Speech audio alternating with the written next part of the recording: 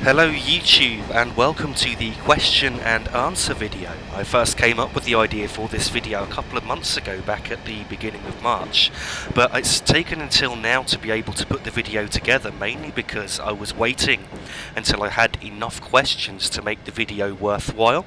At the start I only had around 10 or so questions for quite some time. I just felt that that wasn't enough to make a full-length video on. So I've now got around 40 questions, which I believe should be enough. So I just want to ensure now when driving today that I don't end up running out of questions and running out of things to say before the end of the journey. And equally, I don't want to end up reaching the end of the journey without having answered all of the questions. So I've got to try and balance this carefully. We're going to divide this video, or the question should I say, into two parts. The first part being just covering some of the most frequently asked questions, and then after that I'll continue to go through questions that have been asked of me specifically for this video. We're going to be taking a Freightliner Class 90 along the West Coast Main Line over Shap route from Carlisle to Preston, which is train 4 Mike 74, the 1401 Coatbridge Freightliner Terminal to Crewe Basford Hall Depot, and it's a distance of around 90 miles. The reason why I've chosen a freight journey for the question and answer video is that once we're out onto the main line, the maximum speed permitted for this train is 75 miles per hour, and almost all of the speed limits are higher than that. So once we're moving, there's actually very little for me to do. As a result, that frees up a lot more time for me to be able to focus on answering questions. We are going to be looped 3 times on this journey. The first looping point will be at Upperby Bridge Junction up Goods Line, and we'll be stopped there for approximately 10 minutes. But what I'm going to do at each loop point, which is around 10 to 15 minutes, is cut the wait time right down, because I don't think it's very interesting just sitting doing nothing for 10 or 15 minutes in a video. So when I stop at a loop point, we'll then show you cutaway shots of the trains that are holding us up passing, and then we'll jump back into the cab to continue the journey. I won't really be able to answer many questions between here and Upperby Bridge Junction up Goods Loop, simply because it's actually quite close.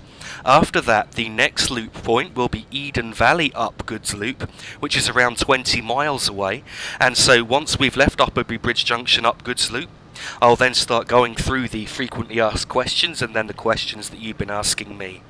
After Eden Valley up Goods Loop, we will then be looped at T-Bay Goods Loop, and then finally after that we should have a clear run of around 53 miles under green signals all of the way to Preston. The Class 90 electric locomotive was built at Brell Crewe Works between 1987 and 1990. And a total of 50 Class 90s were produced.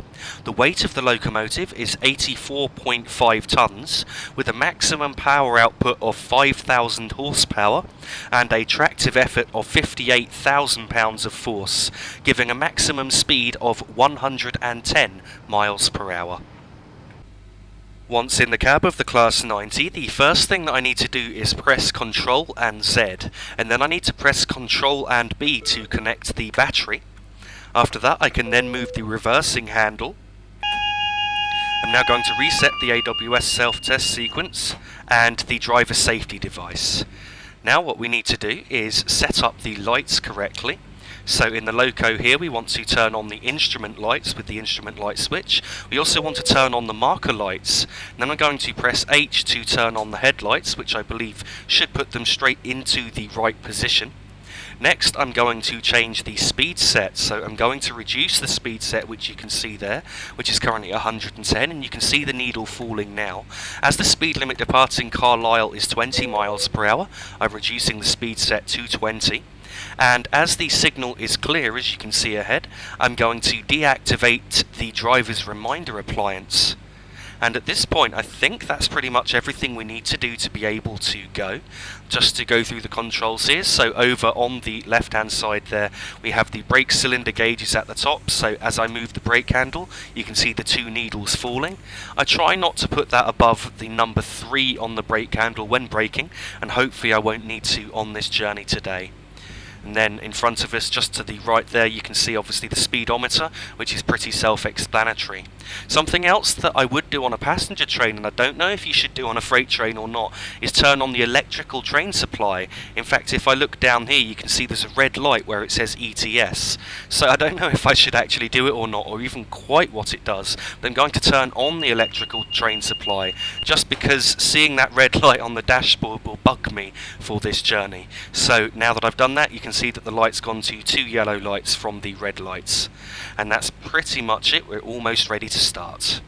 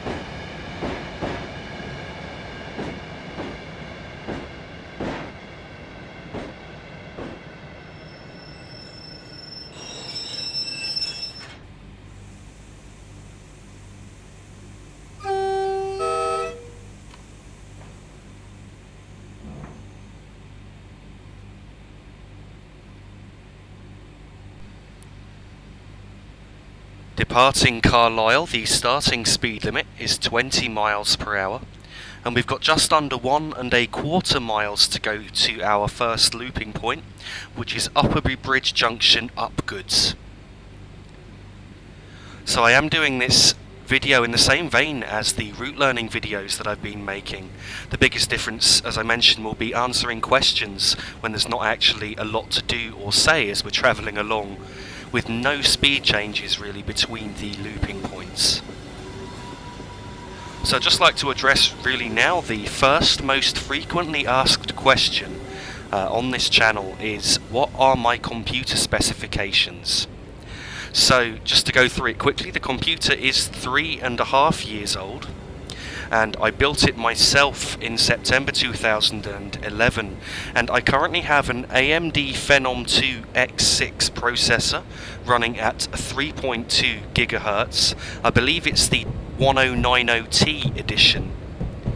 So that's a 6-core AMD processor, which unfortunately is just not quite up to scratch for today's standards. In addition to that, I have 8GB of DDR3 RAM, and the graphics card, which I bought at the time, was the fastest single AMD card on the market, which is the AMD Radeon HD 6970 graphics card, which has 2GB of RAM built in. I would just like to point out here that we are going uphill, as steep as 1 in 43 momentarily, and we are about to pass a 75 mile per hour speedboard. However, there is no point in accelerating, as we will shortly have to slow down as we turn off the West Coast main line. I also have a 3TB hard drive in my computer. I did previously have another 1TB hard drive, which was my main drive, but unfortunately that failed on me last year, and I haven't had a chance to replace it yet. I am planning on upgrading the whole computer later this year, hopefully mostly paid for by YouTube earnings, with some money from myself to add to it. And I'm hoping to get an Intel processor, one that will support DDR4 RAM, and a new motherboard and a new graphics card, which I'm currently looking at possibly the AMD Radeon R9 290X. Just to point out that we are now going through a neutral section, which is a gap in sort of the electrical supply, and what you're supposed to do is shut down the power as you enter a neutral section. In real life, if you don't, then the magnets at the side of the track will do that for you, and that is simulated on some trains such as the Class 87, which came with this route. It's also simulated on the Class 319 and 325 with the Armstrong Powerhouse sound pack, and it's finally simulated also on the Class 92. But at present that's not simulated on the 90, but I am still going to try and remember to shut down the power anyway as we go through neutral sections on this journey. So as you can see, we have now turned off the main line, and the speed limit did drop to 15 miles per hour at that point. So I did brake just before that to ensure that we'd slowed down to 15. I have now reduced the speed set to 15 miles per hour. And so as you can see, that's holding us at roughly this speed. I'm just going to give us a little more power here. We are going to have to stop at a red signal shortly, and before that we're going to be going uphill in a moment on a gradient of 1 in 100, which will bring our speed down quicker. And with the train of this weight, it will also make it much more difficult to start moving again from this red signal. So yes, back to the computer upgrade. I'm hoping to have that done by September if I can.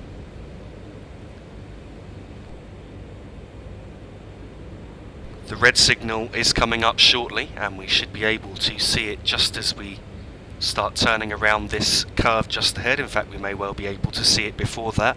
I'm not going to power down quite yet, as we will slow down quite quickly, and the brakes will also stop us quite quickly in this train. As you can see, there is a 25 mile per hour speed limit coming into force here, but that won't affect us straight away. And indeed, when we come out of this loop again, due to the gradient, we're going to be accelerating very slowly, and we probably won't even reach 25 before the full train is clear, and we can accelerate to the full 75 maximum permitted speed for this train. So just had the AWS for the signal, and you can see it coming up now. I'm just pulling the power back. As you can see, our speed is starting to fall off. In a moment I will apply the brakes, just to ensure that we stop just in front of this red signal. I'll then pan to cutaway shots of the trains overtaking us, and then I'll come back into the cab for the start of the journey towards Eden Valley Goods Loop.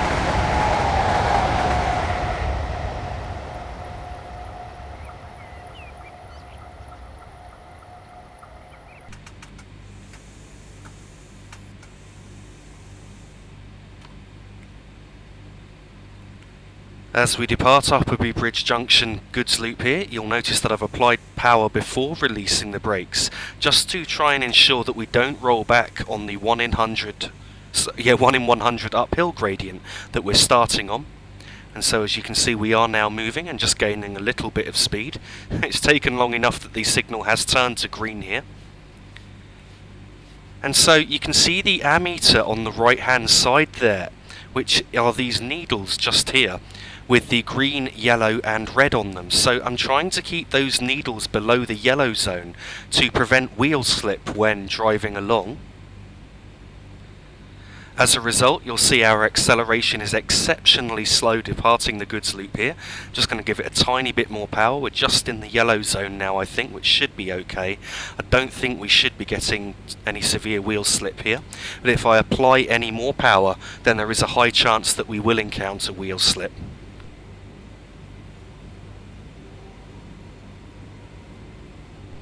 As you can see, we've only just got above 5 miles per hour now, so we really are struggling on this gradient, and we're just about to join the main line. One thing I'll also point out is that I did increase the speed set to 25 miles per hour just after we'd stopped, as that is the current speed limit. Though as we're turning onto the main line here, you can see that the speed limit is going up to 90 miles per hour. As I said earlier, the maximum permitted speed for this particular service is 75 miles per hour, so we won't be going above that on our journey today. and once we can accelerate further, I will increase the speed set to 75 miles per hour, and then there's actually very little for us to do until we're looped again at Eden Valley Upgoods Loop. Eden Valley Upgoods Loop is around 20.5 miles from here.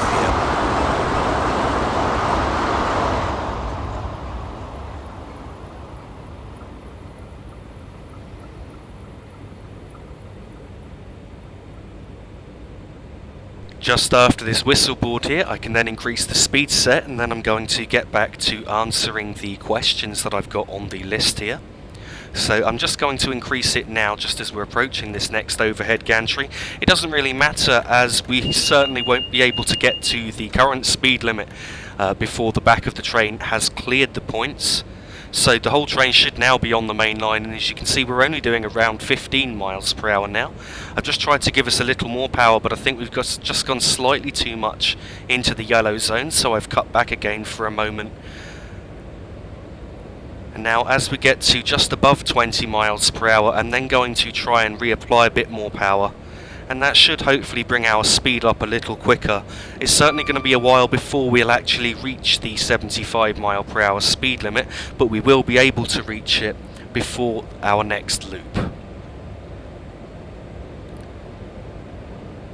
I'm increasing the power a bit more now, and it hasn't gone as much into the yellow zone on the ammeter. I think it's falling a bit, and so I'm going now into full power, and I think we should be okay at around this speed to do that. So back to the questions. The next most frequently asked question on this channel is, what recording software do I use? Originally, and in fact for the first probably 20 or so videos on this channel, I was using Fraps, because I feel that Fraps is probably the best quality recording software you can get. But there were two things I was finding with Fraps. The first is that sometimes the picture was much darker than I would have hoped, and on some of the videos on the playback I had to turn the brightness up because it had recorded so dark. And the other issue with Fraps is that it records such large uncompressed files that when my old hard drive failed and I had to start using the same hard drive for everything, recording and reading the game off that hard drive at the same time was causing severe lag and stutter problems, and I could be driving along and then all of a sudden it could drop to 1 frame a second, and it would constantly stick at that until I stopped the recording, and this just wasn't acceptable, and it was causing real problems with making videos, and on several occasions I had to completely restart long sections because of this. So I stopped using Fraps and moved on to Bandicam. Bandicam is less demanding on the system as a whole, so I generally get a higher frame rate when recording. The picture is also brighter, and in addition to that, the files are much smaller that it records. So although I do occasionally get lag spikes where it might drop to a few frames a second, it's much quicker and normally only lasts for a couple of seconds before sorting itself out, rather than constantly until I stop the recording. So I am currently using Bandicam. Of course, these videos that you see aren't just recorded and then uploaded. I do also process and edit these videos, and so for editing them, initially again I used different software. I used Windows Movie Maker, which is built into Windows, and that was okay at the start, but unfortunately it has a bug where if a video renders at more than 4 gigabytes in size, maybe due to the length, or it could also be simply I noticed that the bigger the window on a train, the bigger the size video, I guess because it's got more moving scenery to render when it renders a video. So with Windows Movie Maker, if the video renders over 4 gigabytes in size, it's then corrupted and completely unusable. I don't get why. Microsoft have been aware of this problem for well over a year, as you can see on their forums, but it's not being fixed. So I am now using Sony Vegas Pro to edit these videos and put them together, which is quite a high quality video software. One of the problems with that is that it takes so long to process that an hour-long video isn't ready from the time I've edited it for about 4 hours. So it's about 4 hours from completing the editing before I'm actually ready to upload it to YouTube. The next question, one that I have addressed in another video, is how do I get the cab view so far back? So that's known as the FOV, or field of view. and I have manually altered it. And if you'd like to know how to do that rather than go through it here, then I'd just like to say check out my channel and you can find the video. In fact, I'll put the link to the video where I've explained that fully in the description of this video.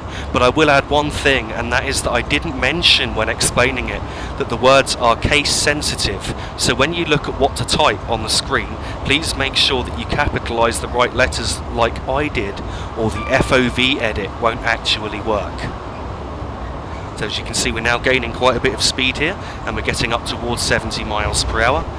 75 miles per hour is certainly considered high speed for freight in the UK, and it's a speed I quite like driving at in freight range. It just really, I really like the feel of the speed, and especially driving this loco as well. I really enjoy driving the Class 90. So the next most frequently asked question, which has been popping up more and more recently, is can I make a scenario creation tutorial? The short answer is yes, but the more complicated answer is that's not going to be an easy task, because there's a lot involved to creating a scenario and trying to work out what to include and how to present it and what to say to try and present it in an easily accessible and understandable manner is not going to be an easy task. So I've really got to sit down and try and plan it out and think about it. You've got everything to consider, from simple things of setting the scenario options and name, which will be very quick to explain, up to adding your own train and setting its path and so on, which again isn't too difficult. But then beyond that, what you need to do is you need to set up the paths for the AI, which is quite a long and complicated process. You also need a good timetable to be looking at and be able to work out from that timetable where to place certain trains along the route at certain times, where you would pass them roughly in real life, and also how to change priorities of trains to give you red signals if you want them in certain places. So there's so many factors to consider when making a scenario creation tutorial that it is going to take a little while before I'm able to do it. Another tutorial that's been requested a lot, just to address another question, is a UK signalling tutorial. Yes, I am planning on making a UK signalling tutorial, since I made the German signalling tutorial. I've had a lot of feedback from that, and a lot of people have asked me if I could make a British one, and so I agree. I think it would be a good idea. So I am planning on making a British signalling tutorial. I'd like to cover all of the main signals and trackside signs that you would see. And in addition to that, I'd like to cover the other more specialist signalling systems, such as the radio electronic token block on the West Highland extension in Scotland, and also the TVM 430 system, which, while not a British signalling system, I believe it's French, is used on the London to Faversham route, and that's the only route that you will find it on in Train Simulator. So I feel that it really belongs on the British signalling tutorial to try and explain it. I have had a couple of people say that they don't understand the TVM 430 signalling system, so I do think it would be a good idea to try and explain it a bit more, although you can already find information about it in my London to Faversham route learning video, which I made a while ago. The next question that I'm asked a lot is, am I planning on releasing or selling the custom scenarios that I make for these videos? The first thing to say is, of course, that not every video is running on a custom scenario that I've created. Indeed, there are some that are on default scenarios, though I try and avoid them, as I feel that the traffic just isn't very realistic. If you look at default scenarios, there's often only one or two different types of train that you'll see, and so imagine, say, the London to Brighton route, you really don't get the variety. And in fact, from Brighton all the way to Clapham Junction, if you just drove a default scenario, literally the only train you would see is a Class 377, which I personally think is just a little bit on the boring side. So I try to either use an Armstrong Powerhouse scenario, or I create my own. So for the scenarios that I have created, there are a few that have been uploaded to Steam Workshop. Most of them are from the South London network route, though there are also some older scenarios which I uploaded to Steam Workshop a couple of years ago, some of my very first, which you can find, I believe there's Edinburgh to Glasgow and London to Brighton are covered there. A couple of more recent London to Brighton ones as well that I made just before I started this PTG Rail project. So there are already some free scenarios on Steam Workshop, and to find them, if you just look up PTG Rail, then you should be able to find the scenarios I have already created. As for selling scenarios, you see there's quite a few scenarios I've created that cannot be uploaded to Steam Workshop. The main reason for that is that Steam Workshop will only allow you to upload scenarios using DLC that you can buy on Steam. What this means is that it rules out using anything from Just Trains or anything from Armstrong Powerhouse or any other third-party producer. You cannot use a third-party add-on in a Steam Workshop scenario. So as a result, I've got quite a few scenarios I've created that have got at least one third-party add-on that I just don't know what to do with them. There is the possibility of me selling them, and I would actually consider doing so. The only issue I have at the minute is that I don't know where to sell them, and I don't know how much to charge, and so there's just so many factors to consider there. But the biggest issue is I just don't know where to sell them. I don't have my own website. I'm no good at building websites, and even if I did, I don't know if I'd sell enough to actually really be able to afford to maintain a website. But if you have any ideas about that, about how I could do it, then please let me know. I'm all ears. I'd certainly consider it. I'd certainly sell the scenarios for a very good price if people were interested in buying some of them. I'd also make a few tweaks just to improve the realism and improve interest. Maybe add a couple of adverse signals here and there and so on.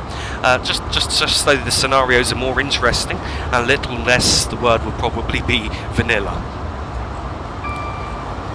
The next thing I'd like to address isn't so much a question as more just a point that I feel needs to be raised.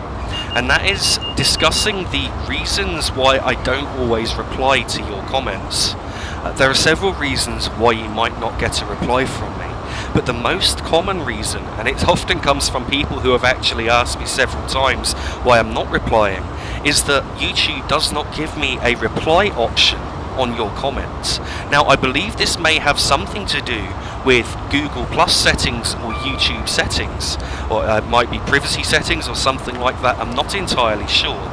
But if you do leave a comment and I don't reply, especially if you leave a second comment and I still don't reply, then please do check your YouTube settings and change them if possible so I can reply to your comments. Many times I also can't tag you even if I try. It may be that your name's quite common, so if I look it up, YouTube only gives you 5 or 6 options when you want to tag someone, so it may well be that your name doesn't come up in those 5 or 6. So there's many reasons with that why I might not reply. Another thing is that sometimes I'm just really busy and I just don't notice comments. It's not deliberate on my part. I do have other things to do outside of YouTube, and so like the other day I was going through comments to try and find any questions which people may have left for this question and answer video, and as I was doing so I found some comments people left a couple of months ago that I really would have replied to at the time had I seen them. I have replied to them now since then and apologise for the delay, but it may just be that I just haven't noticed your comment either, so that could be another reason why I haven't replied. The next point I'd like to address is reasons why I cannot always make requested routes and journeys. I do get a lot of different requests for different routes and journeys to be covered. Many people would like to see me cover routes from all over the country, in fact all over the world. But one of the biggest issues is simply that a lot of the journeys that are requested of me I can't make because we don't have those routes in Train Simulator. They just don't exist. And if the route doesn't exist, unfortunately I cannot make a video on it. I have had a couple of people ask me, well, can't you build routes? My answer to that is unfortunately not. The route editor in Train Simulator is very complicated to use, and I don't know the first thing about how to build a route, and if I even tried, I don't think I'd be able to do a very good job. So in answer to that, many of the times I just can't make the requested route because it's not in Train Simulator at the minute, but if it is made, I will cover it at some point. And another reason might be just I don't have the DLC. The route does exist, or the train does exist, but I don't own it yet. I probably own about half of all the DLC available for Train Simulator. I've still got about half to get. I'm hoping to be able to get more, again using earnings from YouTube and from this project, and using earnings from Patreon as well. I do now have 9 supporters on Patreon, pledging $65 a month, which is a great help. So I would just like to thank my Patreon supporters for that financial help.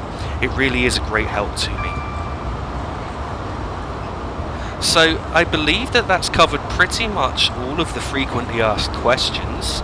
So now we're going to start moving on to questions that you, the subscribers, have asked me. There's a total of around 40 questions here. So it will take me a little while to get through them. As I said earlier, I'm hoping that it will take me right to the end of the video without having so many questions that I run out of video before I can answer them all. But also I hope that I have things to say right up until the end of the video and don't run out of questions first. I'm going to do my best to pace myself here. And so just after we pass through Penrith, I'm going to get on with covering these subscriber questions. We are approaching Penrith now, and there's a neutral section just coming up just here. So I'm just going to shut down the power. And now that we've just passed the neutral section, you saw the magnets there. There were 4 magnets, 2 at the entrance and 2 at the exit. I've now increased the power back up to full, and we're now rounding the curve into Penrith Station. And we'll be able to see the station in a moment. So you can now see the platform at Penrith. I believe that we're in the heart of the Lake District here.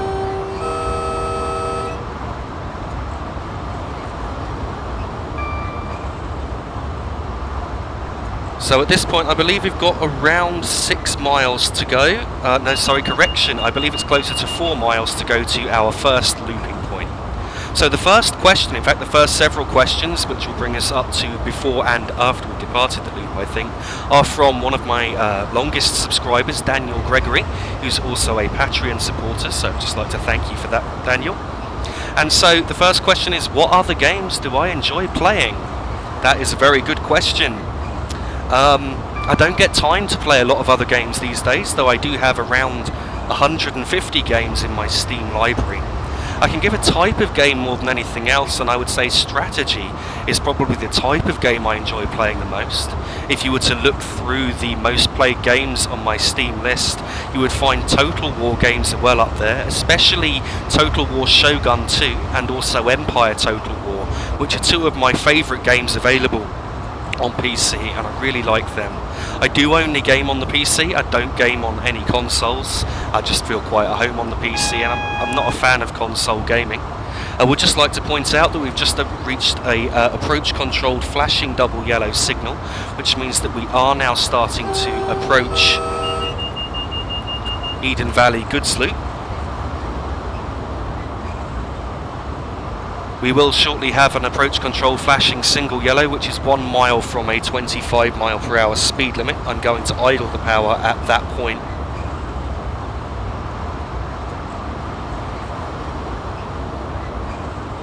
And then I'm going to brake just after that to slow down for the 25 mph speed restriction. You can now see the approach control flashing single yellow, so I'm just idling the power. And now I'm just going to apply the brakes lightly, and then start increasing them more to bring our speed down. So I'm now in, I believe, a step 4 brake application. So yes, back to games I like to play. As I was saying, strategy games. Some older games I like are such as the Stronghold series of games, which are castle building, medieval real-time strategies. I really enjoyed them back in the day. Unfortunately, some of the newer iterations aren't quite so good as some of the older iterations. And in fact, I've recently been playing my way through Stronghold Crusader again, which was originally released all of the way back in 2001. Just to say, I am applying the brakes harder here, as I don't feel that we're slowing down quite quick enough. You can now see the signal indicating that we will be turning off soon. So we are now, I believe, in the hardest brake application that I can make to bring our speed down to the 25 mph speed limit coming up in a moment. In fact, I believe we have got our speed down in time now. I also quite like the building games and business management games in terms of strategies such as Cities in Motion, which is a game that I particularly enjoy, and in fact that's one of my most played games. I'm not quite such a fan of Cities in Motion 2, however. I much prefer Cities in Motion 1, the original. I just haven't been able to get into 2 like I did 1. I also quite enjoy playing the Tropico series of games. I remember having the original Tropico, I believe it was all the way back in 2001, and now I have Tropico 4 and 5, both games which I still quite enjoy. I like to play the occasional shooter, but I'd never really hugely got into shooting games. And another type of game I do like to play occasionally is racing games, but again I've never really got into them massively. In fact, I'd say I've never really been a big fan of cars in general, so racing games, they're okay, they're a bit of fun occasionally, but I just don't feel I could get into them. I've never been into cars for most of my life. When I was younger, it was always trains or planes for me. They're the two main forms of transport that I really like. Cars, I always found a little boring. Buses, I always found quite boring. Of course, I know that some of my subscribers, I know that some of you will like buses, and there's nothing wrong with that at all, so I'm not criticising you for that, please don't get me wrong. But buses just aren't for me. I think that's pretty much all of the types of games that I enjoy playing, strategy being right at the top, with other games just more to play casually, really. One of the big problems I have is when there is a Steam sale on and I just happen to like the look of a game and it's the right price, I buy it, and then half the time I don't end up playing it for ages, if at all, and I find that quite funny. I think a lot of people do that in Steam sales. I do that quite often. It's a bad habit I really do need to try and get out of, because I end up wasting money on games that I then end up not playing. So we are now approaching the red signal here at Eden Valley up Goods Loop. Unfortunately, the physics on this train just here, I'm not quite sure why, but they do seem to like to sort of throw you about. So when I apply the brakes, it's like the rear of the train is slamming really hard into the front of the train, which is why you just saw a bit of a jerk there, and you've just seen it again there. So I've just brought our speed right down, and I'm just going to try and stop. I'll give us a little bit of power, as I think we're going to stop just slightly too early. I'm going to shut off power at this overhead gantry. And now that we've reached this overhead gantry, I'm just going to apply the brakes to bring us to a complete stop. Now I'm going to pan over to the cutaway shots here of the trains that are going to pass us, and then I will get back to answer more questions.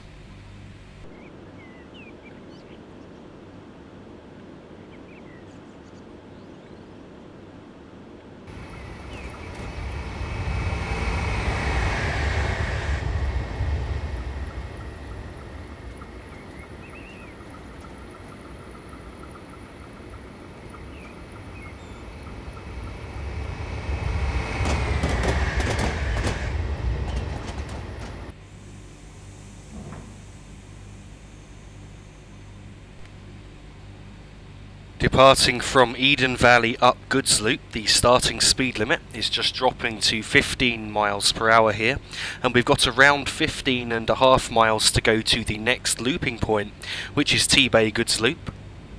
I would just like to point out that the Class 166s which you just saw are actually in place of Class 185s. This is an Armstrong powerhouse scenario, and they use them in place of the TransPennine Class 185s. I have reduced the speed set to 15 miles per hour for now. Looks like I've just given us a little bit too much power, just to point out, so I've just reduced the power to bring us back. Seems that the power fell right down there for some reason, so I've just pulled it back up again. And in a moment we will be able to increase the speed set and go back up to 75 miles per hour.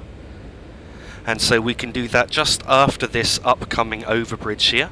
I just realised, silly me, that the power dropped because we'd actually reached the speed limit, so I don't know why I didn't realise that, but that was the speed set kicking in, cutting the power down because we'd reached 15 miles per hour. And so I'm now going to cut down the power for a moment, just so there's no sudden jolts. I'm now going to increase the speed set to 75 miles per hour and start increasing the power. Just bring that down. I put it up to 85 by accident, so I'm back down to 75 there.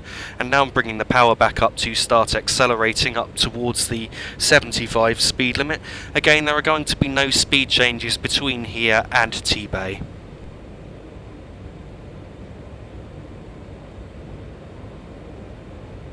So on to the next question, again from Daniel Gregory. The next question is, do you plan on another YouTube channel, such as PTG Gaming, to cover Let's Plays of other games or simulators? Well, the answer to that is, I would like to, but at this present moment I don't plan to. The reason is that I don't have a lot of self-confidence. In fact, doing this channel, just doing train videos, is a big thing for me. And so I just don't feel confident that I'm good enough at another game, or know enough about another game, or that I'm entertaining enough to be able to make videos in another game or create another channel. So I'd like to, but I'm not actually probably going to. That being said, something that I mentioned a while ago, which I'll go into a bit more later on in this video, I do plan on developing this channel more with real life train videos, which will be filmed in a documentary style, and that's a big plan that I'm hoping to do for the future. The next question from Daniel Gregory is, what are my views on the pricing of Train Simulator DLC? Now that's a good question. I would say I base my views on the price of Train Simulator DLC by comparing them against what we got with Microsoft Train Simulator. Now, for many of you, you'll know what Microsoft Train Simulator came out, I believe it was 2001, and in fact I got it on release day at the time in the big old cardboard boxes that you got for £50. And Microsoft Train Simulator was the best train simulator that you could get at the time, and I certainly spent many hours playing that game. A route in Microsoft Train Simulator cost £25, so an add-on route in Railworks for £25 seems to me like a fairly reasonable price, because I know there's a lot of work goes into these routes, and of course Dovetail Games, they're a company that base their existence around creating new routes, and if they didn't create new routes and new trains, then they would fold up, and ultimately we would have much less to drive in the game. So I understand why they do it. That being said, I do feel that Dovetail Games need to improve the quality of their products. I feel that for £25 for one train is not such good value, and often the trains that they release, the sounds are awful, half the features are missing, and so £12 for a train with only half the features and with sounds that you then have to buy a sound pack from a third-party provider, I just don't see that as good value for money. So the routes, yes. Trains, not so much. And when you bought a route in Microsoft Train Simulator, for example, I don't know, Great Eastern, you could get, and they sold it in two parts, but Great Eastern Part 1 covered covered the main route from London Liverpool Street to Ipswich, which Dovetail Games did for us, but it also covered the Braintree branch, the Sudbury branch, the Upminster branch, the Southend branch, the Southminster branch, and it also covered Clacton, Walton-on-the-Naze, and Harwich. So it covered all of this whole massive area, and it came with about 10 or 12 different trains. Now, to me, that's much better value for money than what we're getting very often from Dovetail Games. I understand that there's more detail in these routes, so they might be a bit shorter, but again, I feel there's a bit of a discrepancy here, whereas the Pacific Surfliner route in the USA, which I really like, is 130 miles long, and there's a lot of custom assets on that route. Why do we have no routes made by Dovetail Games that are the same length in the UK? I just don't quite understand that. And so I feel that the routes need to be longer and the trains need more quality. I will pay the prices, but it has to be something I really want. Otherwise I'll have to wait, or will choose to wait, until there's a sale before I'll buy something, a piece of DLC. So I've probably got mixed views on that, really. I hope that you followed where I was going with that, but yeah, I've got quite mixed views on the pricing of DLC. The next question from Daniel Gregory is, what do I do and what do I get up to when I'm not train simming? such as hobbies, interests, or my job. My job is that I work from home for a friend. I work for a Christian organisation. I've built websites, I do a lot of general office work. Recently I've been helping to record and edit videos for my boss. I see myself as kind of a general dog's body, really. So I work from home doing all of this, and I get a full-time wage for full-time hours. It certainly pays the bills, which is a good thing. And of course, as many of you know, I'm going to university in September to study philosophy, and I have already been studying humanities with the Open University. So that's really what I do. As for hobbies, I don't know really. I like listening to music, I like going out for walks, I like travelling. That's probably a big one for me. I really do enjoy travelling. I enjoy reading, I enjoy learning about science, technology, politics, religion, all that sort of thing, though certainly politics and religion are not something I ever plan on bringing up on this channel, just because I know of all the debates that it can cause. The next question and final question from Daniel Gregory is, what are my views on the basic cab? That some are really poor with bad texturing and buttons that don't do anything.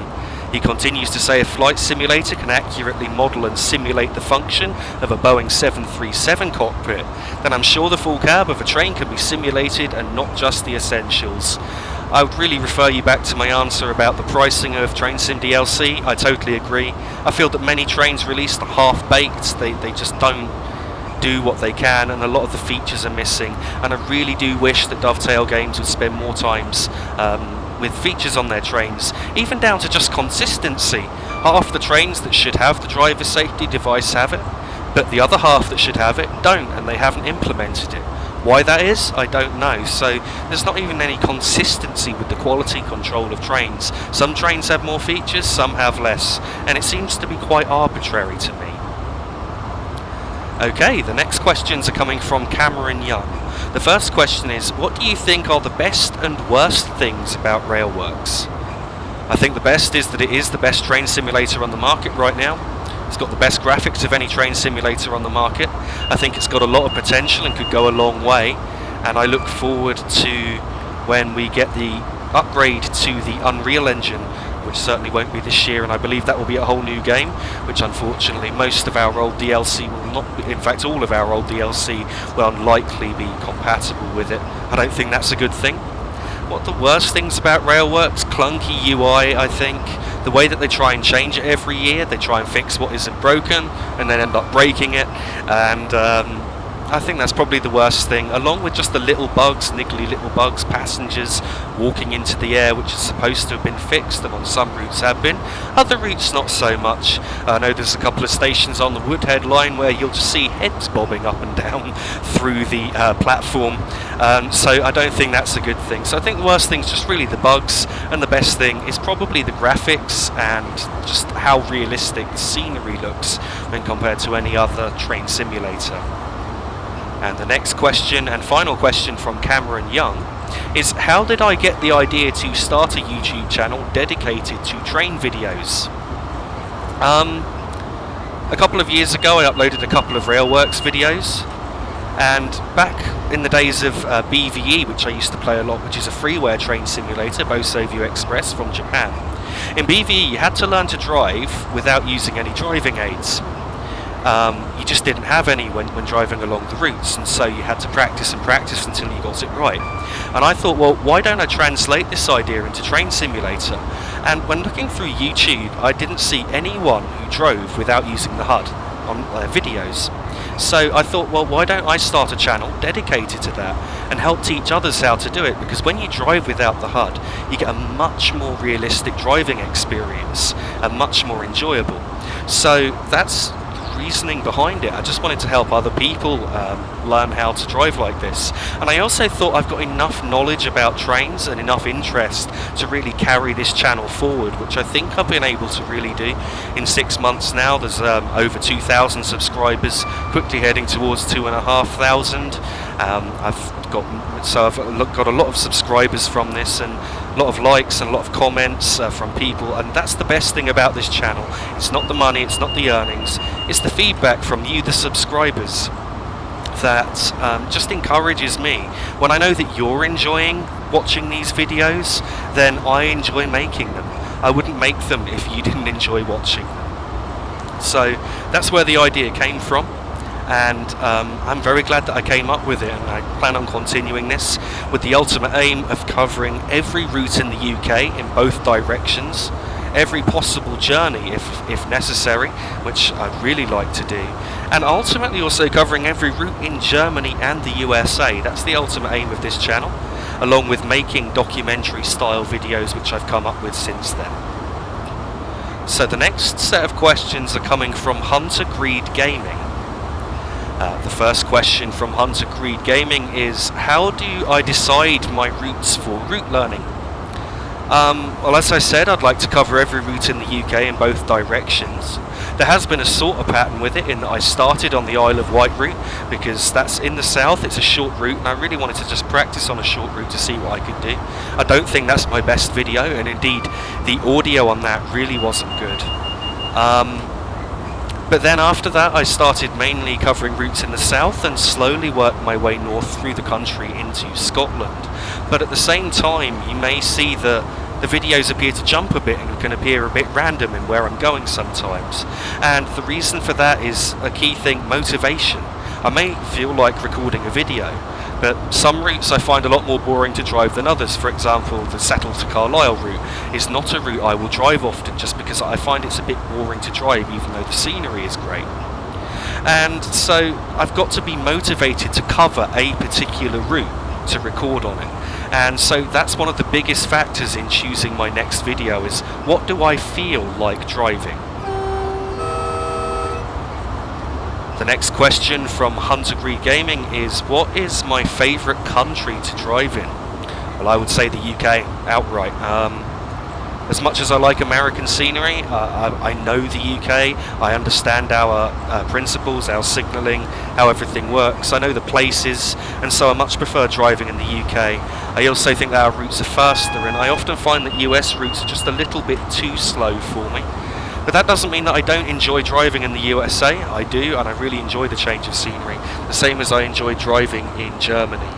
So we just had a flashing double yellow approach control signal, which indicates that we are approaching T-Bay.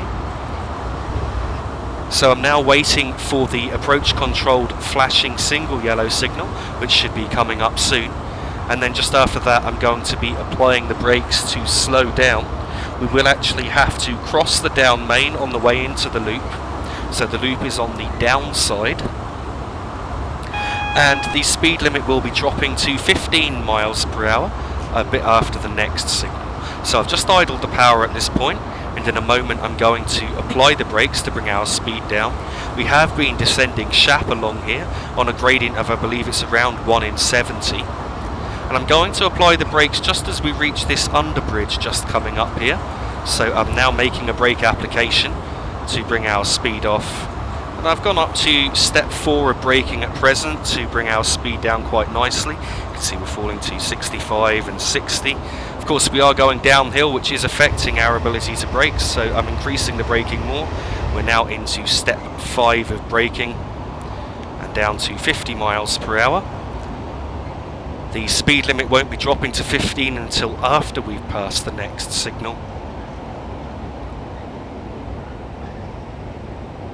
I'm going to release the braking now a bit, so we're in a lower step of braking, just because I don't think we need to slow down quite so quickly as I first thought.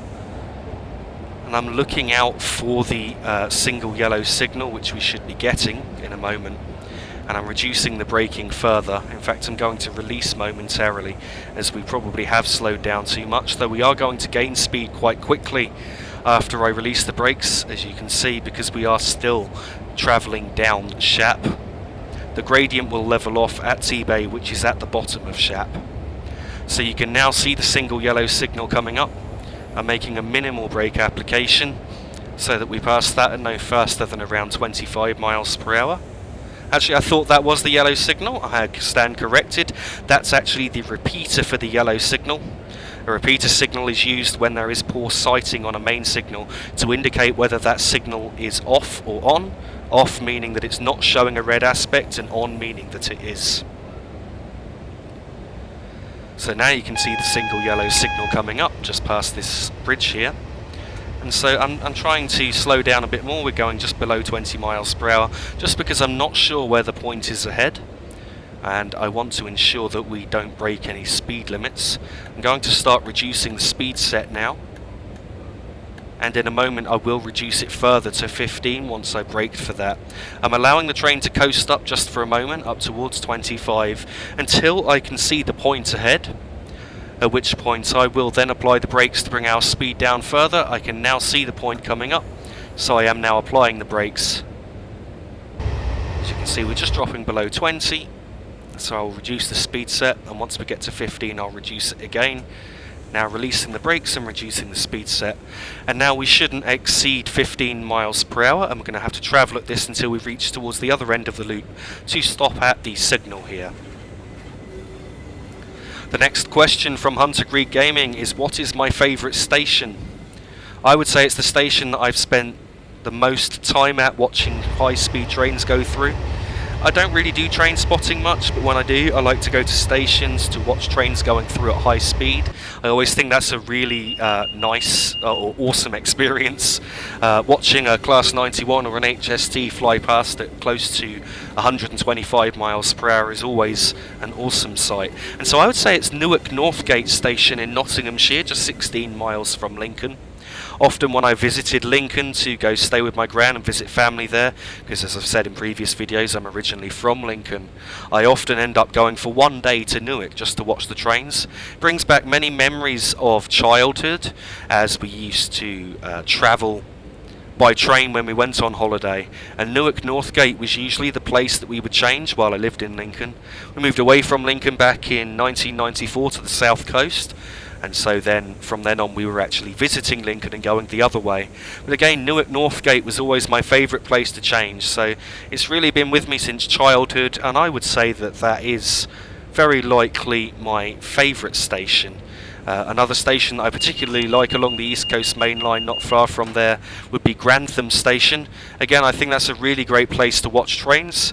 I especially like it with the big super elevated curve at one end of the platform.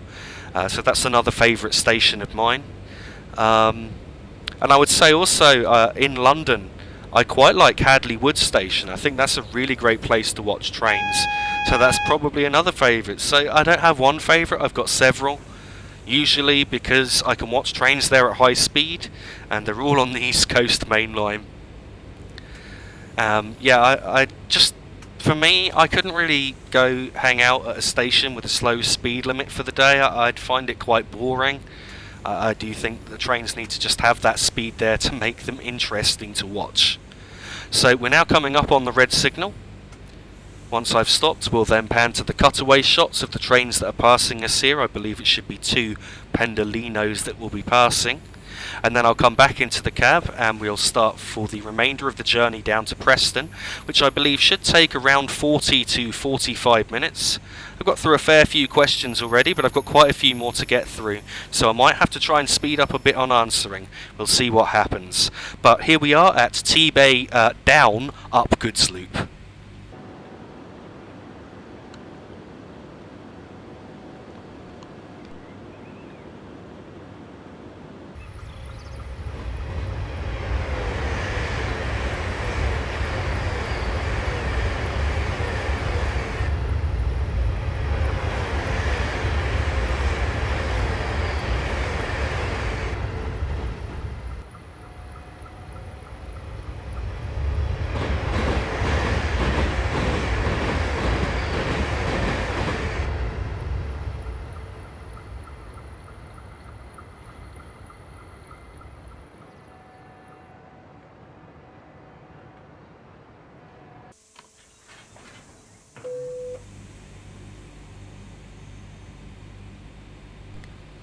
Departing from T-Bay, the starting speed limit is 15 miles per hour. And we've got just under 53 miles to go to the next and final stop, which is Preston. I'd just like to add a couple of things to the hobbies question which was asked earlier, which I just thought of while we were sat there. And another couple of hobbies that I have, one is aviation, and aircraft. Sorry for stuttering there. I've always had a real interest in aviation and aircraft, particularly modern jet planes, though I like most planes, although I'm really not as knowledgeable with planes as I am with trains.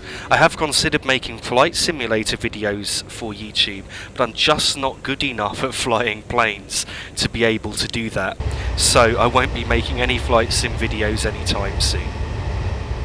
So I'd now like to move on to the next question, which is from Hunter Greed Gaming again, and that is, what is my local line and what trains do I see?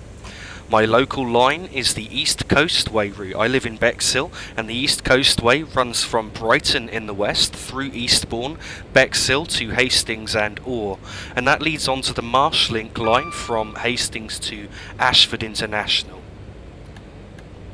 So I'm now increasing the speed set, and as you've noticed we've just gone through a neutral section, and now as we approach this overbridge here I'm going to start accelerating up towards the 75 mph speed limit. So the trains that we see along my local line are Class 377s, Class 171s, and the occasional Class 313, though they are quite rare to see. If you go to Eastbourne, which is 10 miles to the west of me, then you will also see the occasional Class 442, though again they're not very common to see. So the next question from Hunter Greed Gaming is, what is my local train operating company? And that's just a quick and easy one to answer. That is Southern Railway. So Southern are my local TOC. Southern do cover quite a large area from London Victoria down the Brighton Main Line to many of the branches off, and also much of the South London area as well. The final question from Hunter Greed Gaming is, do you have any tips and tricks for learning routes? Now, that's an interesting question. When I learn a route, I drive with the HUD on, and I look at distances to where I'm going. So as we're travelling along, I will look for landmarks that may mark distances. They could be stations, speed boards, a curve, especially if there's been a long straight section. It could be a signal, it could be a bridge that you go under, it could be a bridge that you go over, it could be a road to your side. There's so many different things to look out for, and then you look out for that landmark and work out how far it is from your stop, and then I write that down in a note. And what I suggest is you make notes as you drive along of different landmarks, because that will really help you along the way. If you also know roughly how far it should take your train to stop, then once you're getting close to a station, you should be able to then work out a landmark to mark roughly the braking point for stopping. And it's difficult to really go into it in detail here, but I may consider trying to make a video just to show examples of how I may choose landmarks and how to really learn a route. And so if you'd be interested in that, let me know. If there's enough interest, I will certainly consider making that video. The next question is from Cornish Gateway, and Cornish Gateway asked, what made you start this channel and what do you intend to do in the future? I've already mentioned why I started this channel, so the question of what I intend to do in the future is something I mentioned that I would state later on in the video. And so what I'd really like to do is get some real camera equipment and film documentaries on the railway in real life. These could be cab rides if I could somehow get the permission and film cab rides. They could also be just documentaries about the railway. One of the first places I'd really like to do this, just to see what I can do, is the Docklands Light Railway in London, because of course the trains are driverless and you can sit at the front and see out, so you could get a nice front view there. I would say driver's eye view, but as I say, there's no driver on there normally, though those trains can be driven manually. So I'd want to get permission from the relevant authorities to film there, and maybe film a video, maybe interview some staff, get shots from the outside, give a commentary of what you're seeing and facts and information about the route. And I'd really like to be able to do that, but I will need the financial support to do it. So I do need to make more money from YouTube, from Patreon and so on first, before I can consider going there. The next question comes from Luke Langlaise. I believe that's how you pronounce your last name. I'm sorry if I pronounced it wrong. And that question is, why do you never do steam loco videos? The simple answer is that I like to drive without the HUD, and in most steam locos It's very difficult to drive without the HUD for a number of reasons. The first is it's difficult to work out steam pressure and whether you're gaining or losing pressure without using it. But the second and more important reason is that half the steam locos don't have speedometers at all, and so there's no way I'll be able to tell how fast I'm going. And many of the other locos that do have speedometers, if you're inside the cab where you can see the speedo, you really can't see out the front to see where you're going and see trackside signs and landmarks. So as a result, I just think it would be very, very difficult to be able to make a steam route learning video accurate, just because there's no way I'll be able to actually see how fast I'm going and see out the window at the same time. There is of course one exception to that I do know of, which is the Black 5. And I do plan on doing a video in the Black 5 at some point on the Western Lines of Scotland route, possibly a Dumfries to Carlisle stopping service, just as a one-off, just so that there is a steam video on this channel, because so far there haven't been any. I will though say that I will make some train guide videos on steam trains, or should I say on steam locomotives, so they will feature in some of the train guide videos to come up. There are 3 train guide videos that I'm planning coming up soon, the Class 50, Class 55 and also the Class 60, which was kindly bought for me by one of my subscribers. The next question comes from Josh Fowler, and Josh asked, where did you learn everything that you know about trains? The answer to that is pretty much self-taught, doing a lot of reading, asking people who work for the railway questions, watching documentaries, and yeah, just picking up information from all of this.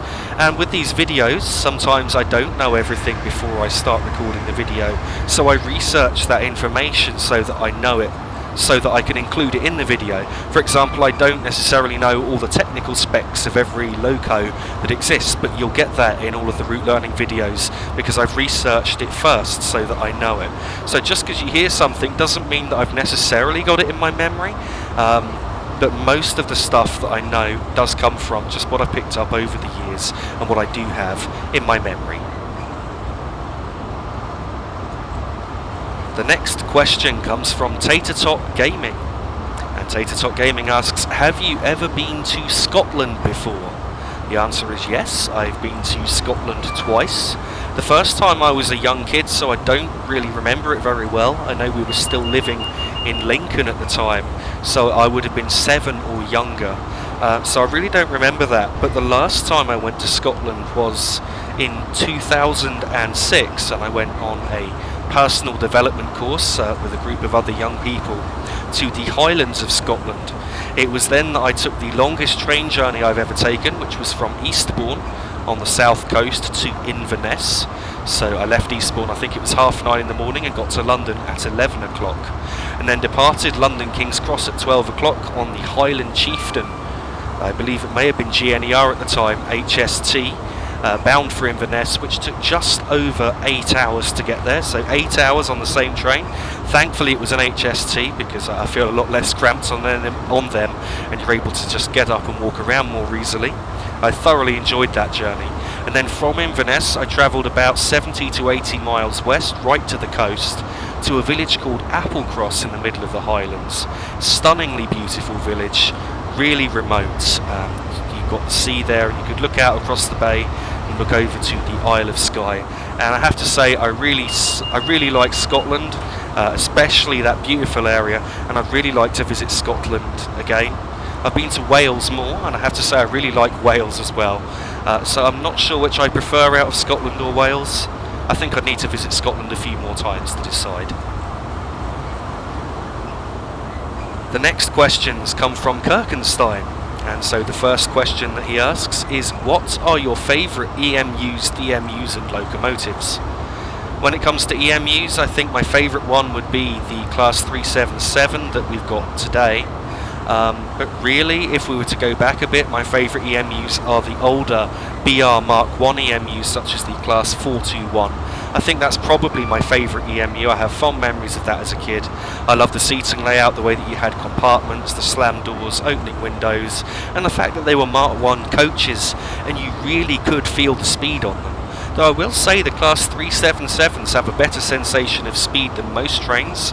And in fact, if you sit on top of the bogie in the front coach when you're travelling along and you're doing 90, especially at night, Class 377s do have quite a poor ride quality, and you certainly get thrown about a lot and really feel the speed, and that's something I really enjoy when riding on trains. When it comes to DMUs, I think probably that my favourite current DMU is the Class 150. In fact, I think that is probably overall my favourite DMU. The Class 156 comes pretty close as well. As for locomotives, that's probably a bit more difficult. My favourite ultimate locomotive would be the Class 91. Though I also really like the Class 90 we're driving here, Class 87, 86. There's just too many to choose from. I do generally would say I prefer electric locomotives to diesel locomotives. The next question from Kirkenstein is, do you go out train spotting often? And if so, how frequently? I don't really go out train spotting often. I'm not a typical train spotter in that I don't go out and write down numbers or anything. I know some people go mad to try and do that, but that's not me. But I do like to go out to London sometimes, just spend the day just going to different stations with a decent speed limit on different main lines and watching the trains there. And I probably do that once every month or two, and I really do enjoy doing that. And I would also like to make some videos like the Trains at Speed videos that I've made in Train Simulator. I'd like to make them on real life routes in London as well, possibly a little Trains at Speed London series. The next question from Kirkenstein is, have you ever had to redo a scenario due to a major cock-up while filming? The answer is yes. I have made some cock-ups certainly while filming.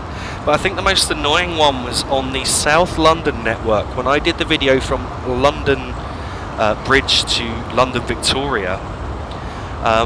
I got to Battersea Park and I saved it as I do. I save the scenario every stop while I'm driving, stop the recording, restart it again, just so I shouldn't theoretically have to jump back to the beginning of the scenario. That being said, I'd got to Battersea Park and I'd saved it. I went a bit forward and I made a mistake when slowing down at Victoria. When I tried to reload the scenario, unfortunately due to a bug with Train Simulator, the scenario didn't reload properly and one of the pieces of AI kept going on the wrong path, which ended the scenario due to an error, which meant that I had to restart and redrive all over again back to Battersea Park to re-record, knowing that I only had that one chance and I couldn't save and reload it, so if I mucked up I'd have to go back all over again. I think that was probably the most annoying time when I've made a mistake. That Train Simulator bugs actually made it far worse. The next question comes from Sean Lowe, and he asks, are you a train driver in real life, or do you just like trains? The answer is no, I'm not a train driver in real life. As I said earlier, I work from home for a friend who runs his own organisation, so I'm not a train driver, though I would love to be one. It was always a childhood dream of mine to be a train driver, and if I ever got that opportunity, I really do think that I would take it. I don't know if I ever will. I'm still young enough, thankfully, at 28, so we'll see what happens. Obviously I'm going to go to university first now and really focus on that, and then just see what comes of it afterwards.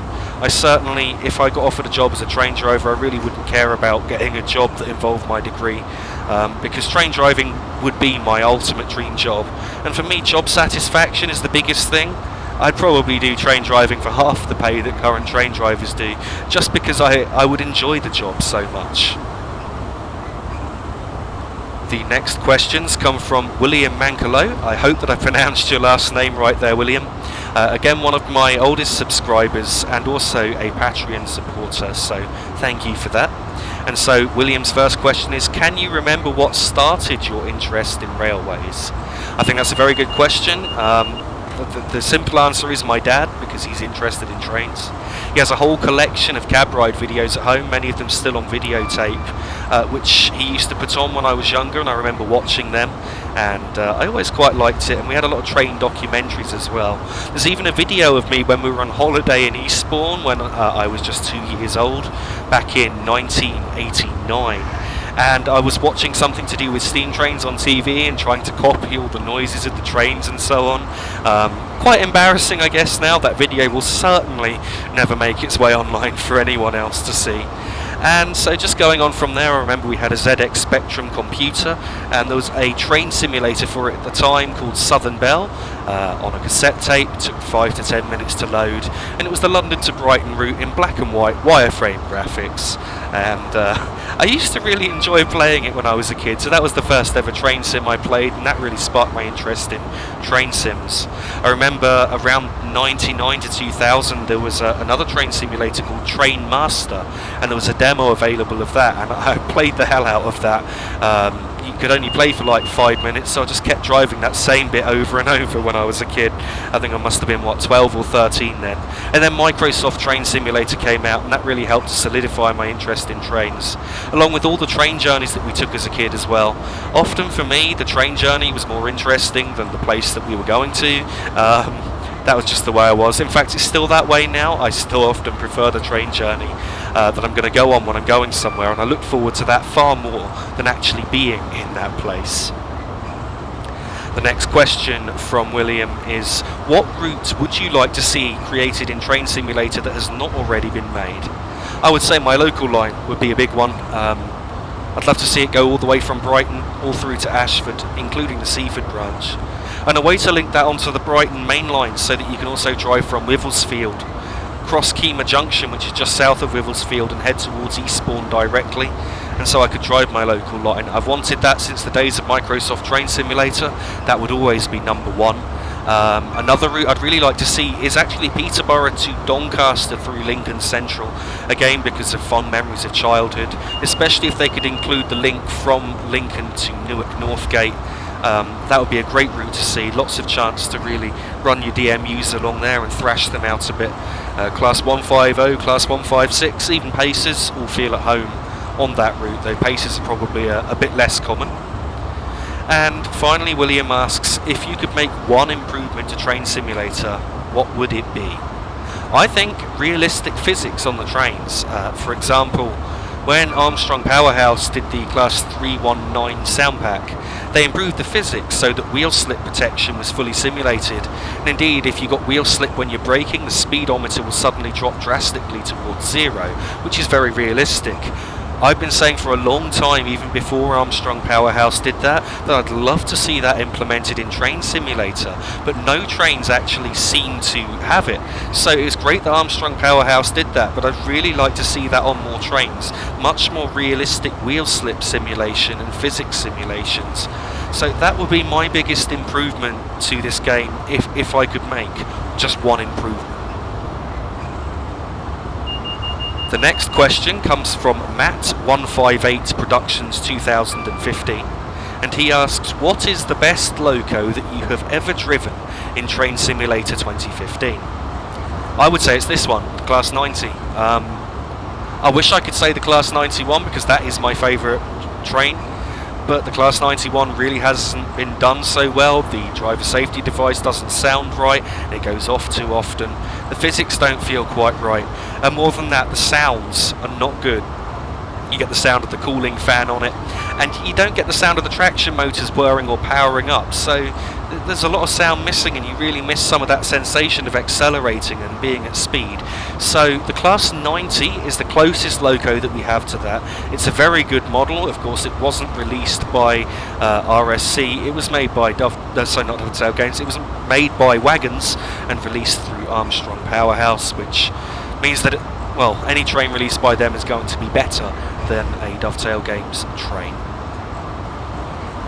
The next question comes from VG Snapey93, and they ask, if Dovetail or another developer who make routes for Train Simulator said you were the lead man in designing a new route which can be anywhere and have any loco, what would you choose? See, if it could be anywhere, that's a slightly more difficult decision, because if it's just the UK, you know the route, I said my local line. But if it could be absolutely anywhere, I can think of quite a few places around the world where I'd just love to see the scenery. So that's a really difficult choice. I can't answer that question easily. I'd love to see more routes from all over the world, really, and I can't just tie it down to one specific route, but I can say I would love to see some Japanese routes made in the game. I'd really enjoy driving them. I'd love to see some Australian routes, because that's different, and I know that there's an Australian market out there who have been requesting Australian routes for a while. I'd love to see a decent route in Africa, because the one that they did make in South Africa, from what I understand, the quality is not very good. So yeah, quite a few areas I'd like to see covered, but I can't really give one specific route. If that was the case, where I was the designer and I could choose and had to choose just one route. The next couple of questions come from the Train Nerd. The Train Nerd asks, what is the worst mistake you have made making a video? Well, I mentioned the most annoying time when I made a mistake, when I had to restart the scenario. The worst mistake, I think, was going through a red signal. And if you heard the words that I was using as I realised I was approaching the red signal, not quite suitable for this channel, as I'm trying to have it as a more family channel where I don't really swear in these videos. So going through a red signal by not paying attention, by spending too much time looking at the notes and not enough time focusing on where I'm going. Because I do make notes for these journeys, as I said, when I learn routes, and I have them in front of me. Most of the time I don't need to refer to them, but occasionally I just want to be doubly sure of something. It just helps speed up the recording process, so sometimes I'll look down at the notes for a minute, and that's usually when a mistake will happen, because I'm not quite looking at what I'm doing. The next question from the Train Nerd is, how easy is it to make a scenario? It's not, is the simple answer. Making a basic scenario is easy, like putting my training, giving myself a path to the end with no AI. That's a very straightforward process. Once you start adding in AI, due to bugs and all sorts of weird quirks of the scenario editor, you can have a lot of times you need to tweak things and something will go wrong with the scenario and you can't work out why. That's one of the annoying things. But the other thing is, I guess it depends on the route. If you were to make a scenario on the Settle to Carlisle route, where you've probably got 3 or 4 pieces of AI to add, I wouldn't say it's actually that difficult. But if you want to make a scenario at rush hour on the London to Brighton route, for example, there's an awful lot more AI you're going to need to add, possibly 60 to 70 trains. And so to make a scenario, it's a long-winded process. When you know what you're doing, I wouldn't say it's too complicated, but it can take hours and hours just to get one scenario perfect. So it is a very time-consuming process. And the final question from the Train Nerd is, do you prefer diesel trains or electric? I addressed that a little while ago when I mentioned that I generally prefer electric locos to diesel, and I would say I generally prefer electric trains to diesel as well in general, both units and locomotives. Most of my best memories as a kid travelling on trains come from electrics, so yeah, I just generally prefer them, I think. Though of course I do like some diesels, don't get me wrong. I particularly liked the HST when they had the old Valenta engine with that great scream, really loud engine. It just sounded so amazing. I wish we still had some left. Unfortunately, we only have the prototype HST with that engine now, and I don't know how much we'll be able to see that. I prefer electric trains on the whole. So just to point out, we're just passing through Carnforth. The next the next question, I do not know why I said train there. The next question comes from Batman, and Batman asks, how long does it take for you to memorise a route? It depends on the route, really. If it's a fairly easy route with not many speed changes and a couple of stops, maybe 10, 20 miles long, I can probably memorise it in about an hour or two. If it's a longer route with many complicated speed changes, such as the West Coast Main Line North, or indeed West Coast Main Line over Shap when you're driving in a conventional train where you can travel at the speed limits, then it takes a lot longer to learn, I find, because there's a huge amount of speed changes on this route. So it just depends on the route, the distance. I can't give an easy answer to that, but it could take anything from a couple of hours to a day. I apologise for the slight jump there, that just distracted me for a second. The next question comes from Samuel Walsh, and he says, I know this is controversial, but what are your thoughts on HS2? I think that's a good question, and personally, I'm not completely against the idea. I think high-speed rail would be good for this country. What I do question is the route proposals and how far it goes. I feel that it would make far more sense to run it all the way up to Scotland, for example, to have a link to cover that journey much quicker. The time saving between London and Birmingham will not be half as great as if it was between somewhere like London and Glasgow or London and Edinburgh. So I sort of approve of the idea, but I wish they'd gone further than the proposals that they have, where it only benefits certain parts of the country so that it benefits more of the country. I do think that high-speed rail would be good for Britain. Certainly high-speed one I think has been good. And so yes, on the whole, I would support HS2, even in the current proposal. I'd rather have that than not have it. But I just think the proposals really should be expanded more to consider more people and just to make the whole thing more useful. So the next question comes from QWERTY Afro. Now QWERTY Afro asks, what things are lacking in Train Simulator that you would like to see new or improved in the game, whether it be in Train Simulator 2016 or the next gen version? So what's lacking in Train Simulator? I mean, we've covered some of this ground already in some of the previous questions I've answered. One of the major things that's lacking, of course, is bug fixes. But on the whole, I just think the whole graphics engine could do with a complete revamp, a complete upgrade. I'd really like to see that, and so I'll be happy to see it when we've got the Unreal Engine. I think that will be a great thing for the game. It will really improve it. So yeah, I'm looking forward to seeing how the game will look when we have the Unreal Engine. I think that having more features on the trains, as also mentioned, so that the trains have all of the simulated features, and that we have all the signalling systems implemented properly, such as TPWS, which is a safety system for approaching signals, is implemented on a couple of routes, though not really very realistically. I'd like to see that implemented realistically on all the routes where you would find it. Another thing that I'd really like to see, that I don't think I'm really going to get the chance to see, is the advanced train protection on the Great Western Main Line. HSTs use this, and I believe the Great Western Main Line is the only route equipped for it. So I'd really like to see that, and I just there's not much chance of that at the minute. I doubt that RSC, or should I say DTG, are going to be making any new Great Western routes anytime soon. And also the sounds are always lacking. And I really do wish that Dovetail Games would sort themselves out so that we could have more realistic sounds. I really wish that we didn't have to buy a train and then buy a sound pack on top just to make it really worthwhile. And so when you do that, you end up spending £17 for one train. So yeah, again, I really do think the sounds need improving, and that would be a great thing for this game. The next question comes from Anthony Whiteford. And he asks, if you could drive any train in real life, what would it be?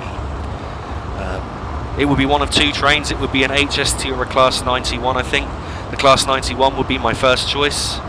The HST would be my second choice. I'd really enjoy driving either of them. I'd love to really get them up to speed, get them up to 125, sat from the front. I'm sure that would be an awesome experience to do. And it would feel very nostalgic for me, and of course we're going to lose most of the Class 91s and HSTs in a few years, so there's not a lot of time left to do that. Though if I could go back in time and choose any train to drive, the Class 421 would be a contender. I think that would be a really great train to drive. I'd really enjoy the chance to do so. That would be even more nostalgic for me, but obviously they're not in service on the main line anymore, so there's absolutely no chance of getting in the cab of one of them. And although I wouldn't be able to drive it, if I could go on with this sort of video idea, I'd love the chance to get in the cab of an HST or a Class 91 before most of them are retired. So I'll see if that can happen in the future. We're yet to see. I'll certainly keep everyone updated on my plans for this video project and let you know where it's going to go. I just hope that I really can develop it into something, and also I just need to know that you guys would be interested in it. I don't want to do it if people wouldn't be. I'd probably upload videos on a separate channel as well, so they wouldn't. So my train simulator videos, which I'd still make, and real life videos wouldn't be kept on the same channel because Train Simulator does not appeal to all rail enthusiasts, although real videos are likely to appeal to pretty much everyone who likes Train Sim, I'm guessing. The next question comes from Moleman, and he asks, what is your favourite BR sector? Intercity, Network Southeast, etc. I think my favourite BR sector would be Intercity. It had a lot of prestige. I think the livery was really nice, quite elegant, and so yeah, I would say that Intercity would be my my choice there, with Network Southeast a close second. Again, I really like the livery, and Network Southeast is very nostalgic for me, just from when I was a kid again, moving down here when I was 7, and so we had Network Southeast Class 421s for a few years before they went to Connex. I think we had some 422s as well, because I quite remember travelling from London to Eastbourne back in 1994 or 5, I think it was, and we had a buffet car on the train, which I know were removed soon after that. So Intercity and Network Southeast. Sorry, I completely lost what I was saying for a second there. Daniel Cherenson asked the next question, and he asked, do you have any experience with American trains, and what is your favourite American route and loco? I don't have much experience with them in real life. I have driven them a little bit in Train Simulator. I would say that my favourite American route is the Pacific Surfliner route. And for the loco, it's slightly more difficult. For freight, I've always quite liked the Dash 9 since the days of Microsoft Train Simulator, and also Railroad Tycoon 2, which is another game I like to play where the Dash 9 featured. As for passenger locos, or passenger trains, I think it's probably the Acela Express would be my favourite American train. The next question comes from Ewan Colquhoun. I hope that I pronounced that right, I probably didn't. And again, he asked, if you had the chance to drive trains in real life, would you take it? I've addressed that already in this video. The answer's a definite resounding yes. I most certainly would take that opportunity if it was offered to me. I don't know if it ever will, but we never know what the future holds. The next question is from Wills Grey North, who asked, what places do you travel to frequently in game and in real life? What lines have you travelled on a lot? So as you know, I live in Bexhill. I travel to Eastbourne, Brighton and London a lot. I've travelled to Ashford a few times, and also taken the high-speed route from Ashford into London a couple of times. The most travelled routes for me would be London Paddington to Swansea along the Great Western and South Wales main line. Also the lines around Lincoln Central, and the East Coast main line, at least as far as Newark from London King's Cross. I've also travelled on the West Coast main line a fair few times, up towards North Wales, and I think that's pretty much it as far as most travelled routes. There's a lot of routes I'm yet to travel that I'm hoping to travel in the future, so we'll see how we get with that. I'm hoping to next year get an all-line Rover, which will allow me unlimited travel on the trains for a year, which I think would be a great thing to happen, and so I'd really like to do that if I can. The next question comes from Jack Bruce, and he asks, what train operating company do you prefer, Virgin Trains East Coast or Virgin Trains? To me, they're both basically the same. I don't really have a preference. It's not something I've really thought about. On the East Coast main line though, my favourite TOC always was and always will be GNER. I just thought that livery looked the most elegant on the trains, and yeah, GNER is ultimately probably my favourite TOC that we had since privatisation, and I wish that their parent company hadn't gone under so that GNER still existed today. The next questions come from Stephen Clark. The first question is, have you ever travelled to the United States? Answer, no, but I would love to. In fact, I'd love to travel all over the USA. I'd love to go on a big rail tour of the USA. I think that would be awesome, and so no, I haven't, but yes, I would like to. The next question from Stephen Clark is, will you do a Northeast Corridor route learning video? The answer is yes, I do plan on doing a Northeast Corridor route learning video. I won't be able to do it on the New York to New Haven stretch for a while due to performance issues, but I will try and cover the other one, the Philadelphia to Washington stretch, at some point soon, because I would like to make a route learning video, should I say, in an Acela Express. I think that would be a good experience to have. The next question from Stephen Clark is, what is your take on the Amtrak Train 188 derailment? I assume that's the train that derailed recently. I don't know a lot about it. I just read a bit in the news. I understand the driver was driving too fast. I think I know which curve it was on as well. Just that there should be some kind of a safety system to prevent a driver from speeding if that is what happened. Maybe you can tell me a bit more about it. So I don't have too much of a view on that, unfortunately.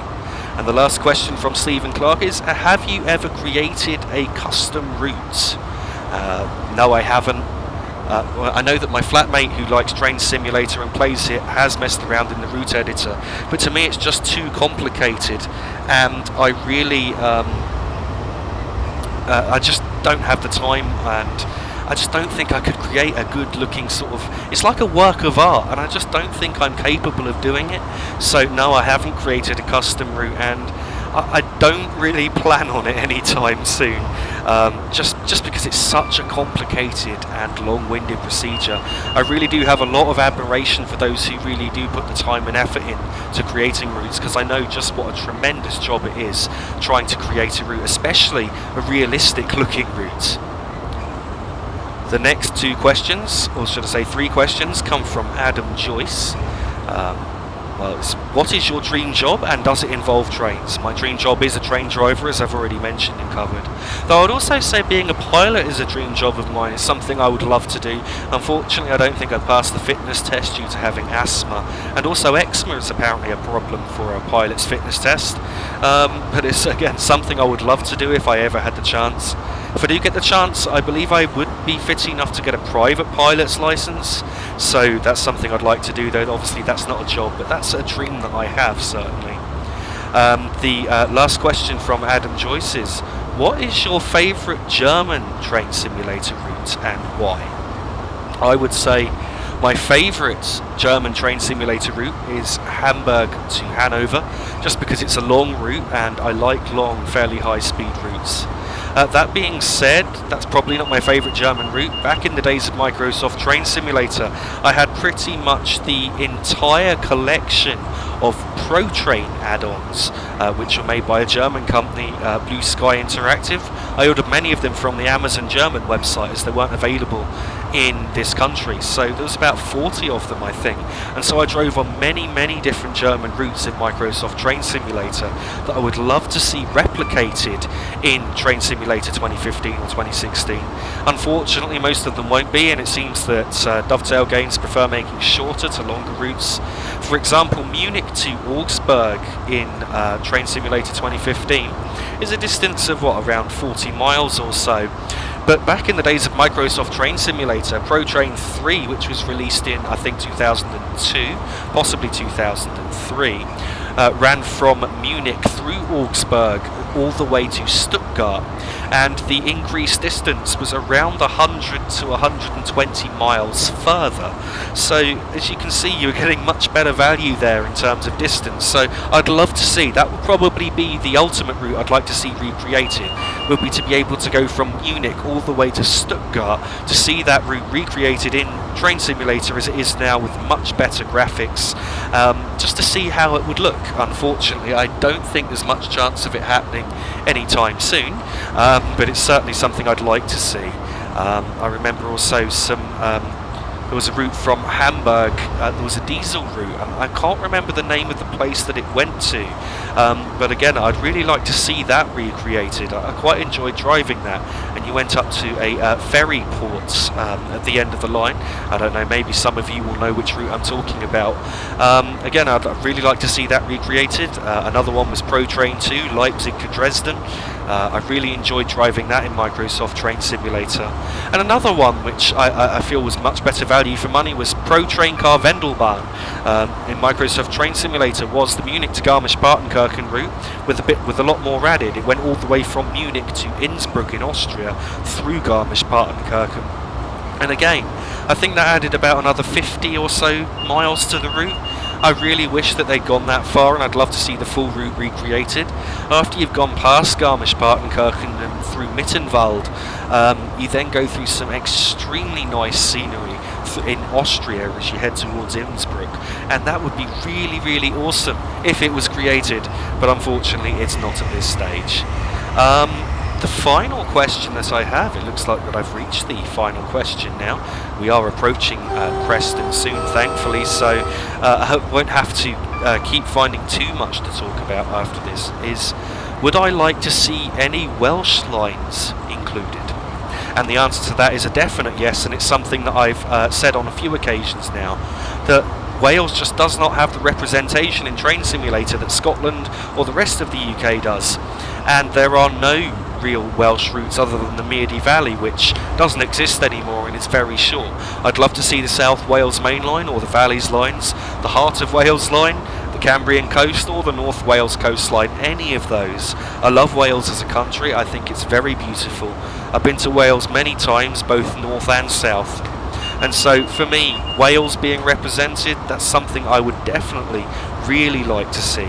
And I hope that at some point in the future, either Keith Ross or railsimulator.com are going to make, well, I say railsimulator.com, they are called that, but also Dovetail Games, and I always keep mixing the two up, so I do apologise for using them so interchangeably.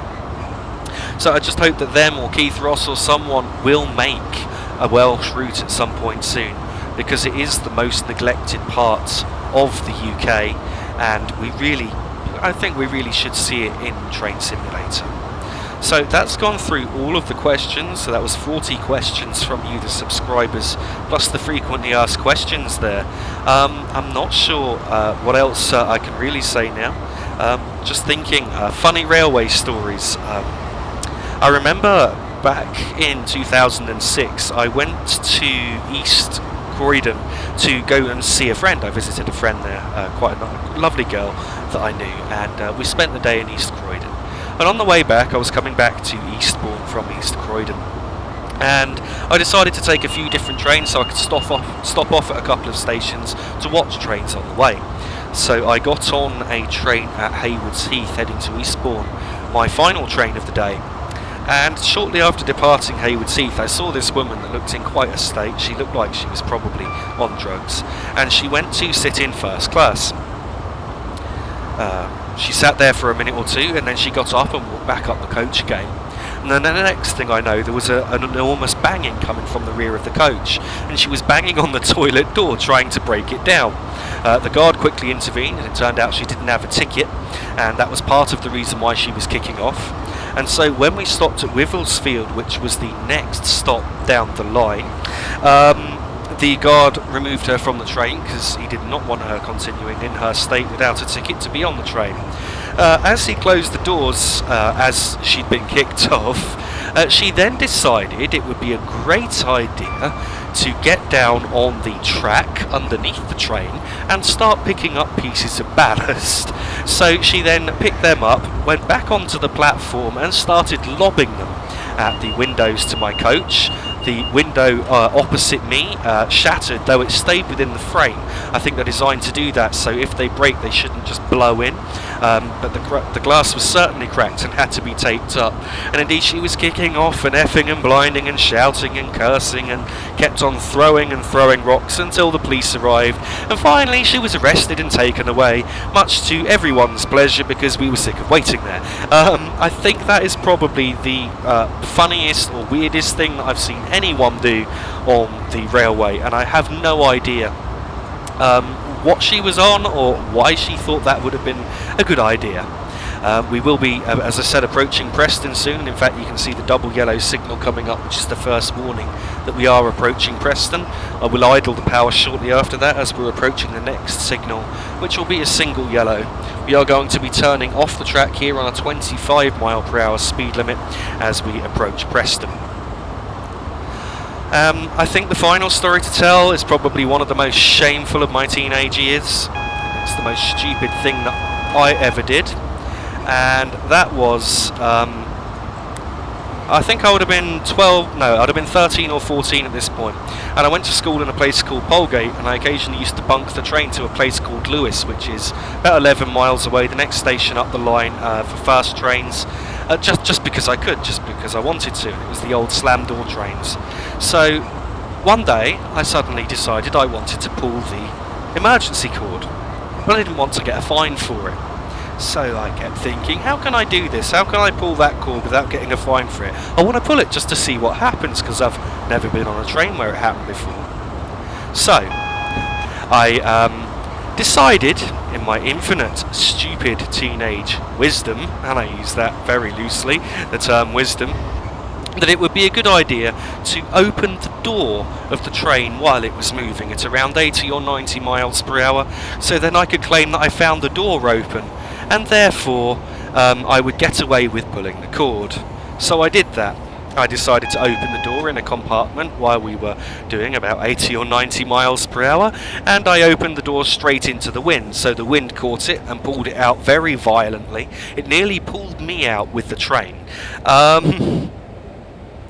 I let go. My heart was really pounding at that point, just because I was so scared that I could have actually fallen out. And so the wind was really rushing past at 90 miles an hour in that compartment. And I then went across the coach to pull the cord, which was a chain back then on the old slammers. And I pulled it, and there was a loud hiss that kept going all the way till we stopped. And we did stop quite violently. And then as we stopped, irony of ironies, we stopped violently enough that it slammed the door shut again, the force of the stop. And so when the guard came along, the door was shut, and I said to him, well, that door was open, but when the train stopped, it shut. The guard did believe me. Of course I didn't tell him that I'd opened the door. Yes, so not exactly proud of that, but it's a funny story I like to tell sometimes. Yeah, the stupid things teenagers do, and the risks that they take. I certainly don't recommend that anyone else try that, though I don't think you actually could these days, because the only slam door trains on the network would be the HSTs, and they have central door locking to prevent you from doing that. So as you can see, we are now cleared onto the opposite track. In fact, I believe we're going to cross that. The speed limit is dropping to 25, and I did slow down at just after the single yellow signal for that signal, which was displaying a red aspect. I've now reduced the speed set to 25 miles per hour, and I'm just bringing the power back up to accelerate back up to 25.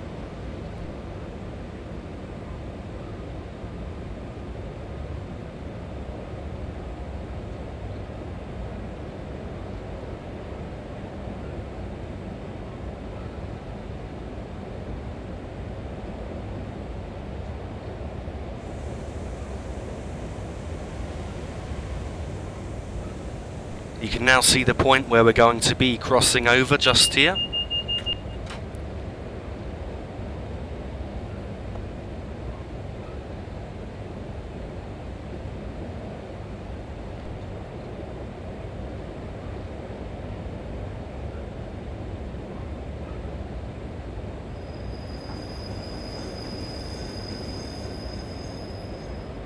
As you can see, we've crossed over a number of tracks to be on the far side of Preston from, I believe, we would usually be, and the number 2 above the signal indicates that we are cleared into Preston platform 2.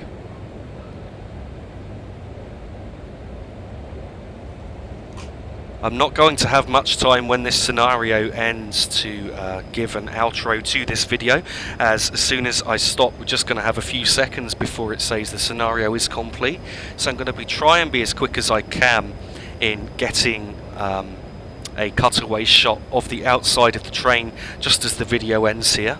So I would just like to say, as we approach Preston, thank you very much for watching this video. I hope that you've enjoyed it. I'm glad that I managed to answer all of your questions in just about the right time. I do apologise for stuttering my words on a few occasions there. I hope that you've learned a bit more about me, and maybe learned a bit more about the railway in this video. And yeah, so thanks for watching. Please don't forget you can find me on Facebook, the link of which is in the description of this video. And if you really do appreciate the work that I do and would like to financially support me to help me towards the cost of new equipment such as a new computer, in addition to that also more DLC, a much wider range, so I can produce more videos and a higher quality, then please visit my Patreon page, which if you visit that will allow you to donate to me. Of course you don't have to do that. All of these videos will always be provided for free. I will never make a charge. Again, thank you very, very much for watching, and as you can see I'm just going to stop here just by this guy, which I assume is my replacement driver for the rest of the journey down to Crewe Basford Hall.